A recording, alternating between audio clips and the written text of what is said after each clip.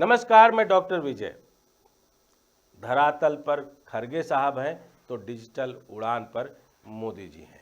आज का मुद्दा डिजिटल इंडिया के नाम पर जो बाजा फूका गया उसकी धुन अब बेसुरी लगने लगी है। हर साल नई घोषणाएं, नई योजनाएं, नई भाषाएं, लेकिन गांव का बच्चा आज भी ब्लैक बोर्ड से आगे नहीं बढ़ पाया। कांग्रेस अध्यक्ष मल्लिकार्जुन खड़गे ने आंकड़े रखे और सरकार की तस्वीर उतार दी। सरकार ने कहा था कि 6.5 लाख गांव तक ब्रॉडबैंड पहुंचाएंगे, लेकिन 4.5 लाख गांव आज भी डिजिटल अंधेरे में हैं। वाईफाई की बात छोड़िए, पंचायत में बिजली और तार की गारंटी तक नहीं है। योजना की डेडलाइन 8 बार बदली गई और हर बार इसे डिजिटल क्रांति कहा गया। अब चलिए बीएसएनएल की बात करते हैं, जो इस देश की टेलीकॉम आत्मा थी।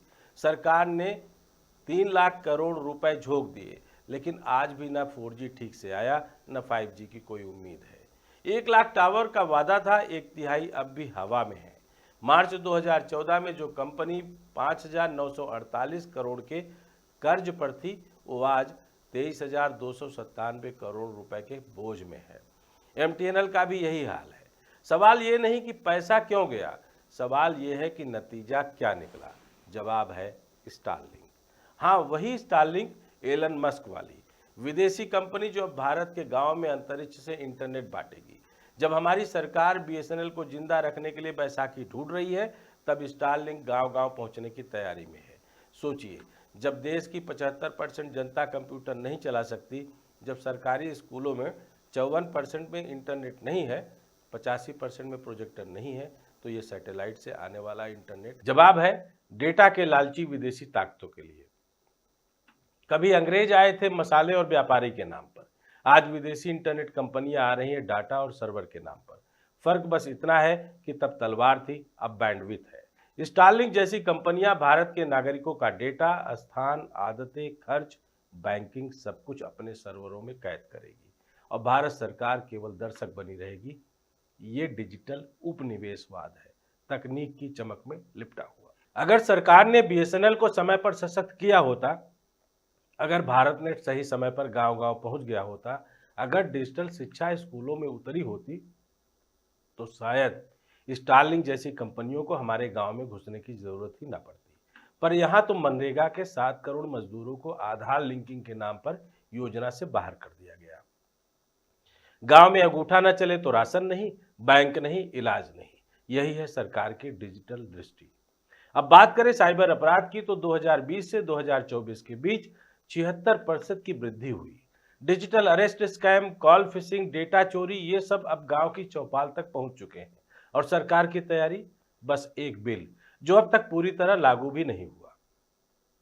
गांव का आदमी अपना आधार नंबर किसे दे रहा है उसे नहीं पता। बच्चे स्कूल में स्मार्ट क्लास की जगह व्हाट्सएप से रील बनाना सीख रहे हैं और सरकार कहती है यह है डिजिटल इंडिया। स्टारलिंक का आना केवल बीएसएनएल की हार नहीं, ये भारत की डिजिटल आत्मा पर हमला है। क्या हम वाकई इतना असहाय हो चुके हैं कि हमें गांव के इंटरनेट के लिए भी अमेरिका की ओर ताकना पड़े? क्या हम आत्मनिर्भर भारत को केवल जुमला बना चुके हैं?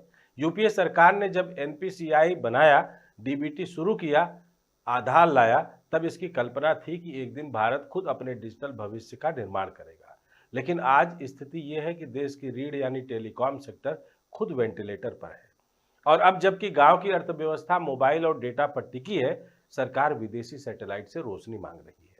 प्रधानमंत्री को अब आत्ममंथन करना होगा कि क्या देश की डिजिटल स्वतंत्रता का मूल्य स्टारलिंक जैसी विदेशी कंपनियों के हवाले किया जाएगा? क्या प्रचार और उद्घाटन से ज्यादा जरूरी नहीं है कि हम अपने ही नागरिकों को भरोसेमंद डिजिटल बुनियादी ढांचा दें? देश की आत्मा अब भी गांव में बसती है। अगर उस आत्मा की संप्रभुता भी विदेशी कंपनियों को सौंप दी गई, तो न केवल हमारी नीति बल्कि हमारी पीढ़ियां भी गुलाम हो जाएंगी। स्टारलिंक अगर गांव-गांव इंटरनेट देगा और हम सिर्फ झूठे वादों में उलझे रहेंगे, तो ये युद्ध बिना गोले बारूद के हारने जैसा होगा। अब वक्त आ गया है कि सरकार डिजिटल भारत के नाम पर दिखावटी गर्व छोड़कर एक सच्चे, स्वदेशी और सर्वसमावेशी डिजिटल तंत्र की नींव रखे। नहीं तो आने वाला इतिहास यही कहेगा, जिस देश ने डिजिटल क्रांति का सपना देखा, उसने अपनी डिजिटल आत्मा विदेशी सैटेलाइट के हवाले कर दी। सोचिए और समझने का प्रयास कीजिए कि डिजिटल बनते हम अपनी जमीन को कितनी तेजी से खो रहे हैं। जय हिंद, जय भारत।